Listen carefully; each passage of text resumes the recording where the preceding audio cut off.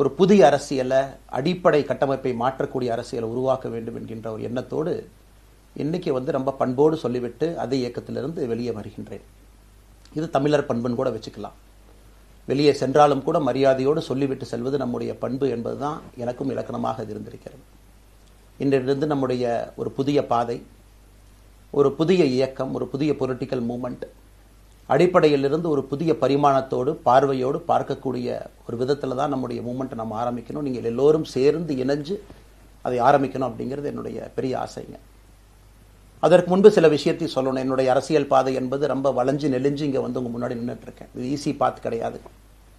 ஒரு கிராமத்தில் பிறந்து ஒரு சாதாரண குடும்பத்தில், விவசாய குடும்பத்திலிருந்து ஒரு காமன் மேன் அரசியலுக்கு வர்றதே நம்ம ஊரில் நாம் ஒதுங்கிக்குவோம், வரமாட்டோம். பட் அதே போல் என்னுடைய பாதையும் கூட 2009 கேப்டன் விஜயகாந்த் அவர்களுடைய கட்சியில் தேமுதிகவில் ஐஎம் லக்னோவில் படிக்கும் பொழுது ஒரு இன்டர்ன்ஷிப்பாக 3 மாத காலம் ஆரம்பித்து, அதன் பிறகு 10 ஆண்டு காலம் கழித்து பாரதிய ஜனதா கட்சியில் ஆரம்பித்து 6 ஆண்டுகள் பாரதிய ஜனதா கட்சியிலிருந்து இன்னைக்கு தனித்துவமாக நம்முடைய இயக்கத்தை மக்கள் முன்னாடி வைக்கணும். உங்கள் முன்னாடி வைக்கிறேன். 25 வயசில் எனக்கு அந்த இன்டர்ன்ஷிப் திரு விஜயகாந்த் அவங்ககிட்ட செய்கிறக்கு ஒரு பெரிய பாக்கியம். அன்னைக்கு அரசியல்னால் என்னன்னே தெரியாமல் ஒரு புதிய அரசியலை தமிழகத்தில் கொண்டு வர முடியுமான்னு யோசித்த தருணம். இன்னைக்கு வயது 42, கிட்டத்தட்ட 17 ஆண்டுகள் போராடிக்கிட்டே இருக்கிறேன். ஒரு புதிய பாதை உருவாக்க முடியுமா, ஒரு பெட்டர் பாலிடிக்ஸ், ஒரு பெட்டர் சொசைட்டி கொண்டு வர முடியுமா? ஹாய் காய்ஸ், விஜய்க்கு போட்டியாக அண்ணாமலை புதிய அரசியல் இயக்கம் ஆரம்பிச்சிட்டாரு. கட்சி ஆரம்பிச்சிட்டாருன்னு எல்லாரும் சொல்கிறாங்க. இப்போ இது இயக்கமாக தான் ஆரம்பிச்சிருக்காரு. இயக்கம் ஆரம்பித்த குறிப்பிட்ட 1 மணி நேரம் 2 மணி நேரத்தில் கிட்டத்தட்ட 1 லட்சத்துக்கும் மேற்பட்ட இளைஞர்கள் உறுப்பினர்களாக சேர்ந்துட்டாங்க. இந்த இயக்கம் நாளடைவில் கட்சியாக மாற்றப்படும், கட்சியாக மாறும். வரக்கூடிய உள்ளாட்சி தேர்தலிலேயே போட்டியிடுவதற்கான எல்லா ஆயத்த பணிகளையுமே அண்ணாமலை மேற்கொண்டுட்டார். அண்ணாமலை இன்ஸ்டாகிராமில் தான் பேசியிருக்காரு. ஃபஸ்ட் டைமாக இன்ஸ்டாகிராமில் லைவ். ஏன் அண்ணாமலை ஃபஸ்ட் டைம் அதுவும் இன்ஸ்டாகிராமில் லைவில் பேசுகிறாரு? யூடியூப்பில் தானே பொதுவாக பேசுவாங்க, இல்லை மீடியா முன்னாடி தானே பேசுவாங்க அப்படின்னா இந்த இடத்துல தான் விஜய் உள்ளே வர்றாரு. விஜய் இன்ஸ்டாகிராம் இன்ஃப்ளூயன்ஸை வச்சு தான் முதலமைச்சர் ஆனார். விஜய் இன்ஸ்டாகிராம் சோஷியல் மீடியாவை மையப்படுத்தி விளம்பரப்படுத்தி தான் தன்னை பொதுமக்கள் மத்தியில் வெளிப்படுத்தி பிரபலப்படுத்திக்கிட்டார். ஐ மீன் தன்னுடைய ஐடியாலஜியை, தன்னுடைய சக்ஸஸ் ஃபார்முலாவை மக்கள்கிட்ட கொண்டு போய் சேர்த்தார் அப்படிங்கிற ஒரு விஷயம் பேசுமுறையாக மாறுனுச்சு. விஜய்க்கு போட்டியாக டிஎம்கே ஜென்சி மீட்டிங் நடத்துனுச்சு. அப்போ திரு சூப்பர் ஸ்டார் அவர்கள் இங்கே டெல்லியிலிருந்து திரும்ப வரணும், அவருடைய இயக்கத்தில் இணைய வேண்டும் என்ற வேண்டுகோளை ஆகஸ்ட் 24 ஒரு நாளைக்கு முன்னாடி பிஜேபியில் சேரும்பொழுது வைத்த பொழுது 3 விஷயம்தான் என் கண் முன்னாடி இருந்துச்சுங்க. தமிழ்நாட்டுக்கு எது நல்லது, அது எந்த மாற்று கருத்தும் இல்லை. சூப்பர் ஸ்டார் அரசியலுக்கு வர்றது தான் தமிழ்நாட்டுக்கு நல்லது. சூப்பர் ஸ்டாருக்கு என்ன நல்லது? அவர் அரசியலுக்கு வராமல் இருக்கிறது தான் அவருக்கு நல்லது. கோவிட் காலகட்டத்தில் அவருக்கு இருக்கக்கூடிய உடல் பிரச்சனைகள், அதையே பார்த்துக்கணும். முதல்ல அவர் ஆரோக்கியமாக சந்தோஷமாக இருக்கணும். அண்ணாமலைக்கு எது நல்லது? பாரதிய ஜனதா கட்சியில் இணைகின்றேன் என்கின்ற வாக்குறுதியை திரு சந்தோஷ் ஐயா கிட்ட கொடுத்தேன், ஒரு ப்ராமிஸ் கொடுத்தேன். அதை பிரேக் பண்ணக்கூடாது அப்படிங்கிறதுல நான் தெளிவாக இருந்தேன். ஸோ 3 கான்ஃப்ளிக்ட் இங்கே இருக்கும் பொழுது, ஸோ ஒரு நாள் இந்த கட்சியில் இணைவதற்கு முன்பாகவே முழு கான்ஃப்ளிக்ட்டு. அன்றைக்கே ரஜினிகாந்த் ஐயா பேசி அந்த ஃபோன் காலுக்கு முதல் முறையாக மறுத்து, ஐயா மன்னிச்சுக்கங்க என்னால் வர முடியாது என்று சொல்லி பாரதிய ஜனதா கட்சியில் அடுத்த நாள் இணைத்துக் கொண்டேன். அதன் பிறகு சூப்பர் ஸ்டார் அவங்களை பார்த்து மன்னிப்பு கேட்டேன். அவரும் பெருந்தன்மையாக அவருடைய அரசியல் பாதையை அவரும் பெருந்தன்மையாக அடுத்து தீர்மானித்தார். எதுக்கு இதை நான் சொல்கிறேன் அப்படின்னாங்க, சில யூகங்களுக்கெல்லாம் இன்று முற்றுப்புள்ளியை வைக்க வேண்டும் என்பதற்காக மட்டும்தான் இதை நான் சொல்கிறேங்க, வேறு எந்த காரணமும் கிடையாது. தமிழ்நாட்டினுடைய அடையாளத்தோடு பாரதிய ஜனதா கட்சி இருக்கணும். தமிழ்நாட்டினுடைய அடையாளம் மிக முக்கியம் என்பதற்காகத்தான் அன்னைக்கு தலைவர் திரு ஜே.பி. நட்டா அவர்கள் நிறைய பேர்த்துக்கிட்ட பேசி நாம் உள்ளாட்சி தேர்தல் தனியாக போகணும், அதே போல தான் லோக்சபா தனியாக போகணும். ஏதோ தனிப்பட்ட முறையில் எனக்கும் இன்னொரு கட்சிக்கும் பிரச்சனை இல்லைங்க. பாரதிய ஜனதா கட்சி ஒரு தமிழர் அடையாளத்தோடு களத்தில் இருந்தால் மட்டும்தான் அது தமிழர் நலத்தை முன்னிறுத்தக்கூடிய கட்சியாக இந்திய அடையாளத்தோடு இருக்க முடியும் என்கின்ற ஒற்றை நம்பிக்கை மட்டும்தான். டங்ஸ்டன் பிரச்சனையாக இருக்கட்டும், அதை கத்தி கூச்சல் போடாமல் அதை பொறுமையாக ஒரு இடத்திற்கும் சென்று நம்முடைய கட்சி அதை நம்ம சரி செஞ்சு கொடுத்தோம். அதன் வெளிப்பாடாக தான் அண்ணாமலை இனிமேல் பத்திரிகையாளர்களை சந்தித்தா, செய்தியாளர் சந்தித்தாலும் வேலைக்கு ஆகாது, இனிமேல் லைவில் யூடியூப்பில் பேசினா வேலைக்கு ஆகாது, டைரெக்டாக ஜென்சியை அட்டாக் பண்ணுறேன், ஐ மீன் டைரெக்டாக ஜென்சியை கவர் பண்ணுறேன் பாருங்க அப்படின்ட்டு இன்ஸ்டாகிராமில் லைவில் பேசி குறிப்பிட்ட 1 மணி நேரத்திலேயே 1 லட்சத்துக்கு மேற்பட்ட உறுப்பினர்களை கட்சியில் சேர்த்துட்டார். இது ஒரே நாளில் 1 மில்லியனாக கிராஸ் ஆனாலும் இது ஒரே நாளில் 1 மில்லியனை தாண்டினாலும் 1 கோடியை தொட்டாலும் ஆச்சரியப்படுவதற்கு கிடையாது அப்படின்னு சொல்கிறாங்க. சரி, 1 மணி நேரத்தில் அண்ணாமலை இயக்கத்தில் 1,00,000 பேர் சேர்ந்துருக்காங்களே, அவங்களாம் யார்? விஜய்க்கு ஓட்டு போட்டவங்களா அப்படின்னு நீங்கள் கேட்டிங்கன்னா அது அப்படி எடுத்துக்க முடியாது. ஆனால் இன்னொரு விஷயம் சொல்லலாம். அண்ணாமலை பிஜேபி தமிழ்நாடு மாநில தலைவராக இருக்கும் பொழுது ஒரு பெரிய யங்ஸ்டர்ஸ் கூட்டம் வந்துச்சு. அப்போ விஜய் கட்சி ஆரம்பிக்கலை. அப்போ ஒரு பெரிய கூட்டம் அண்ணாமலை பின்னாடி இருந்துச்சு. அந்த கூட்டம் விஜய் கட்சி ஆரம்பித்தோன்னே விஜய் பின்னாடி போயிருச்சு. ஏன்னா விஜய் கட்சி ஆரம்பிக்கும் பொழுது அண்ணாமலை கிட்டத்தட்ட கட்சியிலேருந்து ஓரம் கட்டப்பட்டிருந்தார். 18 மாதமாக அண்ணாமலை பிஜேபியில் அமைதியாகவே இருந்தார் அப்படின்னு நான் பொறுமையாகவே காத்திருந்தேன் அப்படின்னு சொல்கிறாங்க. அப்படி ஒரு பக்கம் பார்த்தாலும் அண்ணாமலை தமிழ்நாட்டு பிஜேபியில் டம்மியாக வைக்கப்பட்டிருந்தார் அப்படின்னு தான் பார்க்கப்படுது. ஏன்னா அண்ணாமலை எதிர்பார்த்தா அண்ணாமலை கேட்ட கோயம்புத்தூரில் ஒரு தொகுதி கிடைக்கல, எடப்பாடி விட்டு கொடுக்கல, நயனா நாகேந்திரனும் அதுக்கான ஸ்டெப் எடுக்கலை, தன்னை டம்மியாக தான் வச்சுருக்காங்க. எடப்பாடியும் நயனா நாகேந்திரனும் நான் தேர்தலில் இருக்கிறதே விரும்பலை, அண்ணாமலை தேர்தல் நிற்கிறதே அவங்க 2 பேரும் விரும்பலைங்கிற விமர்சனங்கள் அந்த நேரத்தில் முன் வைக்கப்பட்டுச்சு. ஓகே, இப்போ நான் விஷயத்துக்குள்ளே வரேன். அண்ணாமலை பேசின ஒரு முக்கியமான விஷயம், விஜயை பற்றி வாயை திறக்கல. ஆனால் இங்கே ஒரு பிம்பம் உடைக்கப்பட வேண்டும்ங்கிறார். ஒரு பிம்ப அரசியல் இருக்குது.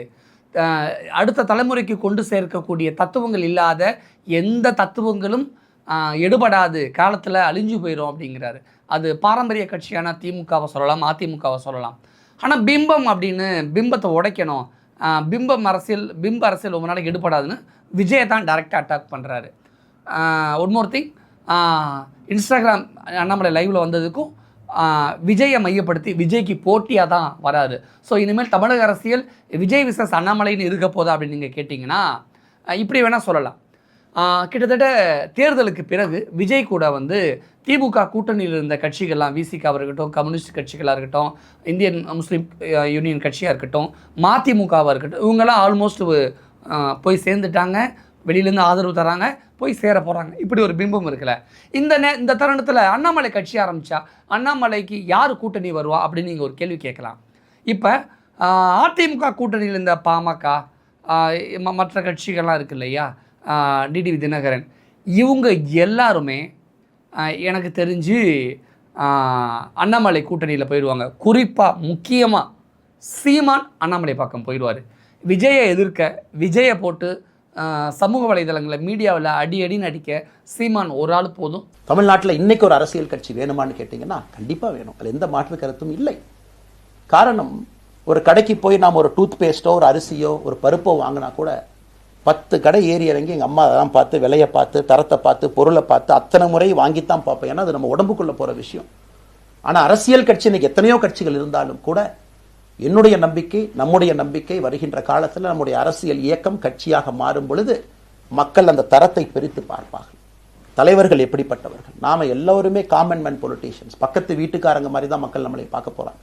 தூரத்திலிருந்து நாம் கை காட்ட போவது கிடையாது. ஏன்னா நாம் யாரும் அப்படிப்பட்ட குடும்பத்திலிருந்து வரவில்லை, அப்படிப்பட்ட வளர்ப்பு நமக்கு இல்லை, நாம் யாரும் அப்படி இல்லை, தமிழனுடைய கலாச்சாரமும் பண்பாடும் இல்லை. அதெல்லாம் கூட நம்முடைய அரசியல்ல முதல் நாள்ல இருந்து கல்ட் பாலிடிக்ஸ்ல இருந்து நம்ம வெளியே வரணும். அரசியல் மாற்றம்னு சொல்றாங்க, ஆனால் அதே கல்ட் பாலிடிக்ஸ். நாம அதில் இருக்க போறது இல்லை. கல்ட் பாலிடிக்ஸ்ல இருந்து வெளியே. அண்ணாமலை என்ன பிறந்த நாளா 10 பேர் கொண்டாடணுமா? அதனாலதான் நம்ம பிறந்த நாள் அன்னைக்கு எதுவுமே நம்ம செய்யல. என்னுடைய பிறந்தநாள் என்பது உங்கள் பிறந்தநாளை போல ஒரு நாள். நான் அரசியல் வருவதை என் பிறந்தநாளை எப்பவுமே கொண்டாடினது கிடையாது. அரசியல் வந்ததுக்காக சில பேர் போஸ்ட் அடிச்சு ஒட்டுறா. அந்த கலாச்சாரத்தையும் உடைக்க வேண்டும் என்பதற்காகத்தான் நேற்று நாம் எதுவுமே பேசலைங்க, இன்னைக்கு நம்ம பேசுறோம். இந்த கல்ட் பாலிடிக்ஸ்ல இருந்து வெளியே வரணும், ஒரு காமன் மேன் பாலிடிக்ஸை முன்னிறுத்தணும், சமரசம் இல்லாத கொள்கை இருக்கக்கூடிய இயக்கமாக அது கட்சியாக முன்னாடி வரணும். அவ்வளவு குவாலிட்டியான லீடர்ஸை நம்ம பில்ட் பண்ணணும். ஒரு முதலமைச்சர் தமிழகத்தை மாற்ற முடியுமான்னு கேட்டீங்கன்னா கண்டிப்பா முடியாது. முதலமைச்சர் இருக்கக்கூடிய 35 கேபினெட் அமைச்சர்கள் மாற்ற முடியுமான்னு கேட்டால் கண்டிப்பா முடியாது. 234 சட்டமன்ற உறுப்பினர்கள் மாற்ற முடியுமான்னு கேட்டால் முடியாது.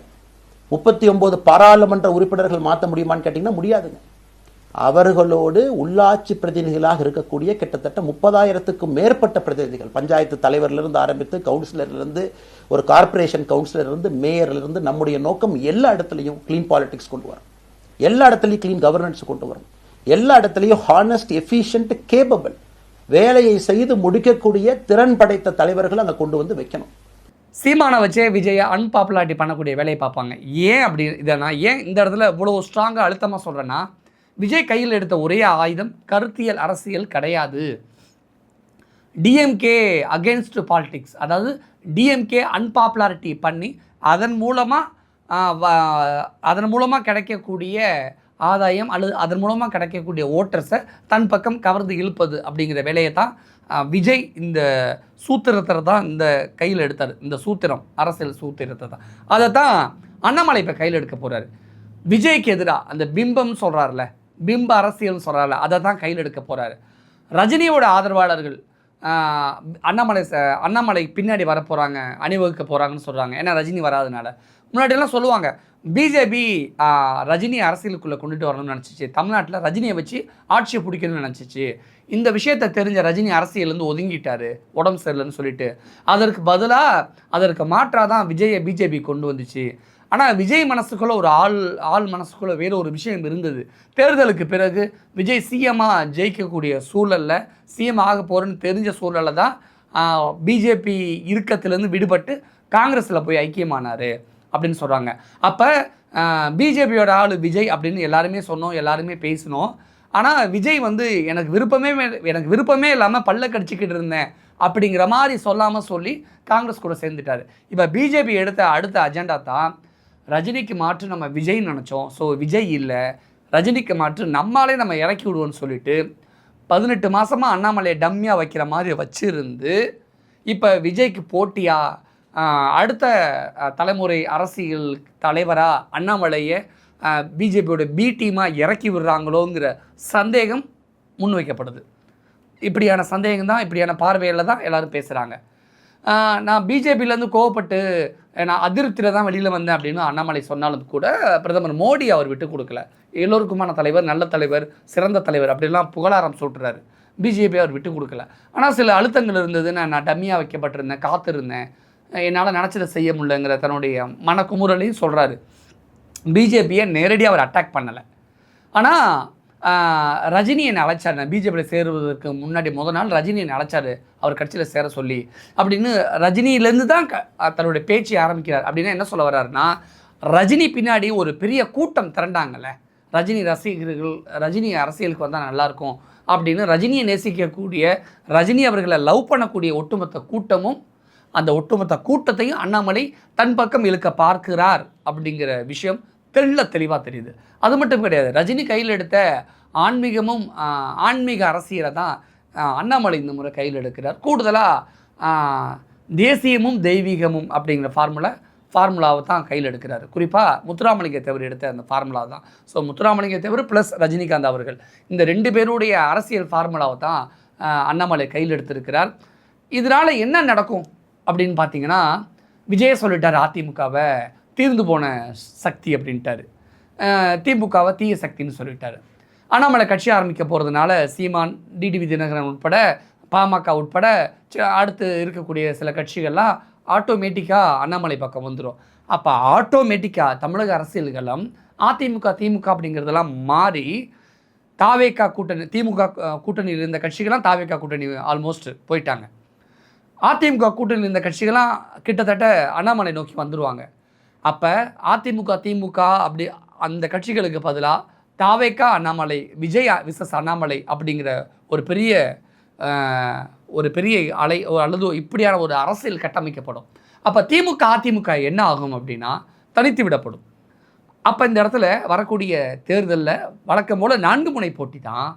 ஆனால் முதலமைச்சராக ஜெயிக்க போகிறது விஜயா, அண்ணாமலையா, முக ஸ்டாலினா, எடப்பாடி பழனிசாமியா அப்படிங்கிற கேள்வி மிகப்பெரிய அளவில் எழுந்திருக்கும். இந்த இடத்துல என்ன நடக்கும் அப்படின்னு நீங்கள் நினைக்கலாம்.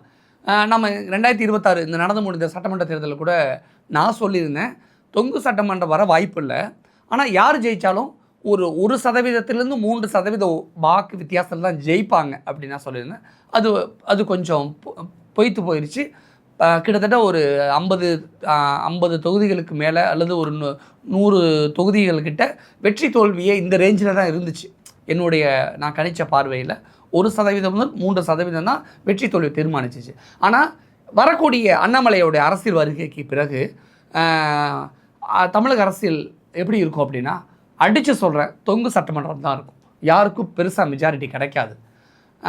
அப்போ தேர்தலுக்கு பிறகு கூட்டணி யார் கூட வேணாலும் கூட்டணி வச்சு கூட்டணி ஆட்சி அமைக்கக்கூடிய சூழல் தான் இனிமேல் வருங்கால தமிழக அரசியல் களம் அப்படியான ஒரு சூழலில் தான் தள்ளப்பட்டிருக்கு அப்படிங்கிறது தான் கலை யதார்த்தமாக இருக்குது. ஓகே, அண்ணாமலையுடைய அரசியல் வருகையை வச்சு, அண்ணாமலையுடைய பேச்சை வச்சு சமூக அரசியல் விமர்சகர்கள் என்ன மாதிரியான கேள்விகளை முன்வைக்கிறாங்க அப்படின்னா, அண்ணாமலை முன்வைக்கக்கூடிய அரசியல் மத அடையாளத்தை முன்னெடுக்குமா அப்படின்னு கேட்குறாங்க. ஏன்னா பிஜேபியிலேருந்து வெளியில் வந்தாலும் கிட்டத்தட்ட அவர் பேச்சு, அவர் தோரணை எல்லாமே கொஞ்சம் மாறுதலாக இருந்தாலும் கூட அது இளைஞர்களை கவருவதற்காக அல்லது புதுசாக அரசியல் ஆரம்பிக்கிறோம், நம்ம இந்துத்துவா நிறுத்துகிறோம் அப்படிங்கிறதுக்கு பதிலாக கொஞ்சம் மாற்றாக சில விஷயங்களை, சில கருத்துக்களை அண்ணாமலை முன் வச்சிருந்தாலும் கூட அண்ணாமலையோடது மத அடையாள அரசியலை ஆதரிக்குமா அப்படிங்கிற மிக முக்கியமான கேள்வி இருக்குது.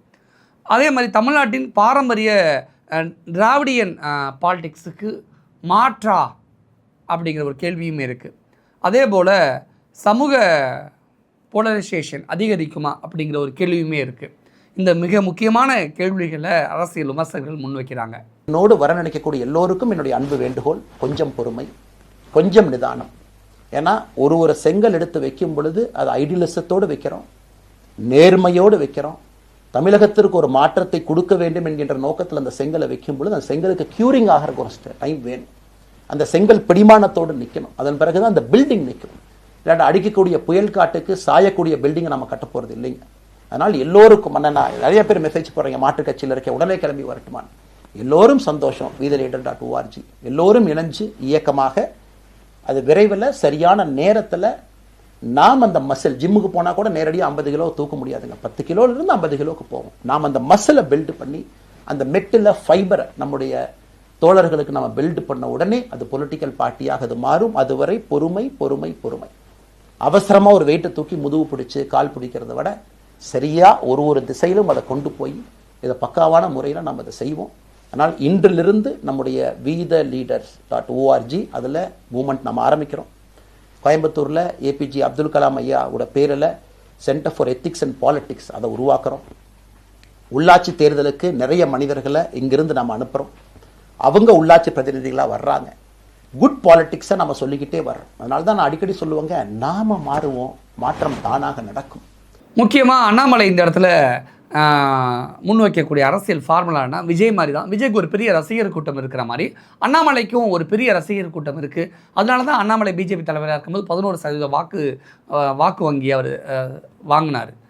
அதே மாதிரி இந்த சினிமா ஃபேன்ஸ் மாதிரி இந்த இளைஞர் ரசிகர் பட்டாளம் ப்ளஸ் ஸ்பிரிச்சுவாலிட்டி ப்ளஸ் நேஷனலிசம், இந்த பொலிட்டிக்கல் ஃபார்முலாவை தான் அண்ணாமலை கையில் எடுத்திருக்கிறார் அப்படிங்கிற ஒரு விஷயமும் இதில் அடங்குது. தமிழ்நாட்டில் வெறும் ரசிகர் ஆதரவு மட்டும் போதும் ஆட்சியை பிடிக்க, அரசியலுக்கு வர அப்படிங்கிற நிறைய விஷயங்கள்லாம் இருக்குது. எப்படி சொல்கிறது, கிராஸ் ரூட் நெட்வொர்க்கு, ஜாதி பாகுபாடு, வெல்ஃபேர் பாலிட்டிக்ஸு, ரீஜனல் ஐடென்டிட்டி, சொந்த மண் சார்ந்த, சொந்த மாநிலம் சார்ந்த உரிமைகளை முன்னெடுக்கக்கூடிய விஷயங்கள். பிஜேபியோட பி டீமாக அண்ணாமலை செயல்பட்டால் எல்லா விஷயத்தையுமே அண்ணாமலைனால் பண்ண முடியுமா? ஒருவேளை தேர்தலுக்கு பிறகு பிஜேபியோட கூட்டணி வச்சாலும் கூட அண்ணாமலை நினைக்கிறத செய்ய முடியுமா? தமிழ் சார்ந்த மண் சார்ந்த விஷயங்களை முன்னெடுக்க முடியுமா அப்படின்னு எக்கச்சக்கமான கேள்விகள் இருக்குது. ஓகே, அண்ணாமலையோடைய அரசியல் வருகையினால் சாதக பாதகம் என்ன அப்படின்னு ஒரு மூணு விஷயங்கள் பார்த்துடலாம். அண்ணாமலையோட அரசியல் வருகையினால் ஒரு புதிய அரசியல் போட்டி உருவாகலாம். தேசியத்துக்கும் மாநிலத்துக்குமான இணைப்பு அதிகரிக்கலாம். இளைஞர்களுடைய அரசியல் ஈடுபாடு அதிகரிக்கலாம். அதே நேரத்தில் ஆன்மீக அடையாள அரசியல் புதிய விவாதங்களை உருவாக்கலாம் அல்லது ஒரு ஆக்கப்பூர்வமான விஷயங்களுக்கு முன்னெடுத்து செல்லக்கூடிய வகையில் அண்ணாமலையுடைய அரசியல் வருகை இந்த இடத்துல பார்க்கப்படுது. அண்ணாமலையுடைய அரசியல் வருகையினால் என்ன பாதகம் அப்படின்னு மிக முக்கியமான ஒரு கேள்வி இருக்குல்ல, அதுக்கும் சில முக்கியமான அண்ணாமலையோட அரசியல் வருகையினால் என்ன பாதகம்னு ஒரு பார்வை இருக்குல்ல. மத அடையாள அரசியல் அதிகரிக்கக்கூடிய அபாயம் இருக்குது அப்படிங்கிற விஷயமும், சமூக பிரிவினைகள் அதிகரிக்கும் அப்படிங்கிற ஒரு பிரச்சனையும் இருக்குது. அதாவது உள்ளார்ந்து இதை உற்று நோக்கும் பொழுது ஜாதிய பாகுபாடு இன்னும் தலை தூக்கும் அப்படிங்கிற விஷயமும் இருக்குது. ஸோ அதான் சமூக பிரிவினை அதிகரிக்கக்கூடிய விஷயம் இருக்குது. அரசியல் போலரைசேஷன் கூடலாம், பொலிட்டிக்கல் ஐடென்டிட்டி அதிகரிக்கக்கூடிய வாய்ப்பு இருக்குது. இதனால் வெறுப்பு அரசியல் முன்னெடுக்கப்படலாம். இப்படிங்கிற மாதிரியான நெகட்டிவான பாயிண்ட்ஸும் முன்வைக்கப்படுது. தமிழ்நாட்டை எல்லா இடத்திலும் கூட கீழிருந்து மேலே வரை அந்த மாற்றத்தை கொண்டு வர போகிறோம். அதனால தான் நான் இன்ஸ்டாகிராம் லைவில் வந்தேங்க. ஒரு புதிய தலைமுறையை நம்ம அரசியலுக்குள்ளே கொண்டு வரணும். அவங்களை ஒதுக்கி வைக்க முடியாது. ஏன் அப்படி ஓட்டு போடுறாங்க கேட்க முடியாது. They are hungry for change. மாற்றம் வேண்டும் என்று துடித்துக் கொண்டிருக்கின்றார்கள். உடனே நடக்கணும். யூரோப்பியன் கண்ட்ரி போறாங்க, டூர் பார்க்குறாங்க, சோஷியல் மீடியாவில் பார்க்குறாங்க. தமிழ்நாட்டில் ஏன் நாளைக்கு காலையில் நடக்கலைங்க? அதே நேரத்தில் நம்முடைய பெரியவர்கள் எத்தனையோ பேர் நான் பார்க்குறேன். வயசான நம்முடைய பெரியவர்கள் நடந்து போறது கூட இன்னைக்கு ஒரு பார்க் நமக்கு கிடையாது. சாயந்தரம் ஆனந்தமா இத்தனை காலமாக உழைத்து விட்டு வீட்டில் இருக்கிறாங்க. ஓய்வெடுக்கக்கூடிய நேரத்தில் கூட ஒரு கிரீன் ஸ்பேஸ் அர்பன் ஏரியாவில் கிடையாது, ரூரல் ஏரியாவில் கிடையாது. இத்தனை 60 ஆண்டு காலம் இந்த நாட்டில் வாழ்ந்தும் கூட கடைசி 20 ஆண்டுகள் நிம்மதியாக இருப்பதற்கான கட்டமைப்பை நம்ம உருவாக்கல. ஸோ எல்லாத்தையும் நம்ம யோசிக்கணும். ஒரு பக்கம் ஜென்சி, ஜென் ஆல்ஃபா யூத் இருக்காங்க, அந்த வேகத்துக்கு தீனி போடணும். இன்னொரு பக்கம் வயதான பெரியவர்கள், முதிர்ச்சி அடைந்தவர்கள், பக்குவப்பட்டவர்கள் இருக்கிறாங்க. அவங்களுடைய கடைசி காலத்தை பக்குவமாக வாழ்வதற்கான வசதியை நாம் ஏற்படுத்தி கொடுக்கணும். அதனால் ரொம்ப நேரம் நான் பேசிக்கிட்டே போலீங்க. அதனால் நிச்சயமாக வருகின்ற காலத்தில் நிறைய பேசுவோம், நிறைய விஷயங்களை நாம் பேசுவோம், நிறைய விஷயங்களை பகிர்ந்து கொள்வோம். அதனால் நிச்சயமாக நமக்கு நல்லது நடக்கும். அமித்ஷாஜி அவங்கள நீங்கள் பார்த்தீங்க, ஃபோட்டோலாம் வந்துச்சு, என்ன விஷயம் அப்படின்னு. அமித்ஷாஜிட்டையும் அமித்ஷா அவர்கள்ட்டையும் ரொம்ப பொறுமையாக போய் நான் சொன்னேன், இந்த மாதிரி எக்ஸ்பிளைன் பண்ண நான் போகணும். அதே நேரத்தில் நான் யாரிடமும் சண்டை போட்டு விட்டு தமிழகத்தில் உட்காந்து ஐ எம் ரிசைனிங் ஃப்ரம் பார்ட்டின்னு அனுப்புகிற ஆள் நான் கிடையாது. எனக்கு அது பழக்கமும் கிடையாது. வந்து நேராக உங்கள் கண்ணை பார்த்து சொல்லிட்டு, சில தவறுகள் இருந்தாலும் அதையும் சொல்லிவிட்டு போகக்கூடியதான் என் பண்பு. அதை நாகரீகமாக செய்ய முடியும் என்று நினைக்கின்றேன் என்று சொல்லிவிட்டு தான் வெளியே வந்தேன். அப்படி தான் ஒரு தலைவர்கிட்டையும் பண்ணேன். அதை நாம் எப்பொழுதுமே பண்ணுவோம். நாகரிகமான அரசியலை முன்னெடுப்போம். சமூக வலைதளத்தில் ஆபாசம் வேண்டாம். சமூக வலைதளத்தில் நல்லதை பேசுவோம். எல்லோரும் அவங்கவுங்க இடத்துல தமிழ்நாட்டு மக்களுக்கு நல்லது பண்ணட்டும். பொறுமை பொறுமை பொறுமை. கடைசியாக இந்த வார்த்தையை திரும்ப நான் பயன்படுத்துகிறேன். பில்டிங் கட்டுறோம், கீழிருந்து கட்டுறோம், அதை சரியான முறையில் கட்டி எடுத்துகிட்டு போகணும். நம்புங்க, கூட இருங்க. 42 ஆண்டுகள் வளைவிஞ்சு நெலிஞ்சு சுற்றி இன்னைக்கு இந்த இடத்துல உங்கள் முன்னாடி வந்து உட்கார்றேன். நிச்சயமாக நம்ம எல்லோரும் சேர்ந்து ஒரு பெரிய புரட்சியை, மாற்றத்தை தமிழகத்திற்காக, ஒரு பாரத நாட்டுக்குள்ள, இந்திய நாட்டுக்குள்ள முதன்மை மாநிலமாக தமிழகத்தை கொண்டு வருவது மட்டும்தான் நம்முடைய குறிக்கோள். வேறு எதுவும் நம்முடைய குறிக்கோள் கிடையாது. அதற்காக நம்முடைய வாழ்வை அர்ப்பணிப்போம். அண்ணாமலையுடைய அரசியல் வருகையினால சில அடிப்படையான முக்கியமான கேள்விகளும் சமூக வலைதளங்களில் முன்வைக்கப்படுது. அதன்படி பி டீம் என்ற பர்செப்ஷன் அரசியல் ரியாலிட்டியா அப்படிங்கிற மிக ஒரு முக்கியமான கேள்வி. அடுத்து புதிய கட்சி வந்தாலும் ஐடியாலஜி மாறுமா அப்படிங்கிற ஒரு கேள்வி. தமிழ்நாட்டில் ஆன்மீக அரசியல் வேலை செய்யுமா, எடுபடுமா அப்படிங்கிற ஒரு பார்வை. பிராண்ட் சேஞ்சா அல்லது பொலிட்டிக்கல் சேஞ்சா அப்படின்னு பலரும் கேட்குறாங்க. திராவிடியன் பாலிடிக்ஸுக்கு ஆல்டர்னேட்டிவாக இந்த அண்ணாமலையோட அரசியல் உருவாக்கப்படுகிறதா அப்படிங்கிற ஒரு கேள்வி.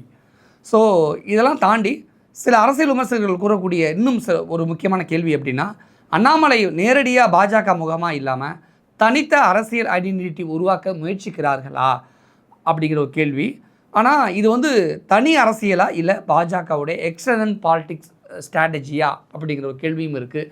எது எப்படியோ இனிமேல் விஜய் விசஸ் அண்ணாமலை அப்படிங்கிறது தான் தமிழக அரசியல் களம் இருக்க போகிறது. ஸோ விஜய் இனிமேல் என்ன ஆக போகிறார்? ஏன்னா விஜய் பேசலாம் எவ்வளோ தூரம் மக்கள் உற்று நோக்குவார்களோ, எவ்வளோ தூரம் அது பேசும் பொருளாக விவாத பொருளாக மாறுமோ, அதுக்கு ஈக்குவலாக அண்ணாமலை பேசுவதும் உற்று நோக்கப்படும். அண்ணாமலை பேசுவதும் விவாத பொருளாக டிபேட்டபுளாக மாறும். ஸோ விஜய் அடித்து அண்ணாமலை பெரியாளாக அல்லது சக்ஸஸ் ஆக வெற்றி பெற நினைக்கக்கூடிய விஷயங்களில் தான் பின்னணியில் நடந்துக்கிட்டு இருக்குது அப்படிங்கிற தகவல் தான் முன்வைக்கப்படுது. தமிழக அரசியல் களத்தில் என்ன அடுத்தடுத்து நடக்குது அப்படிங்கிறதையும் நம்ம தொடர்ந்து பார்க்கலாம். நன்றி.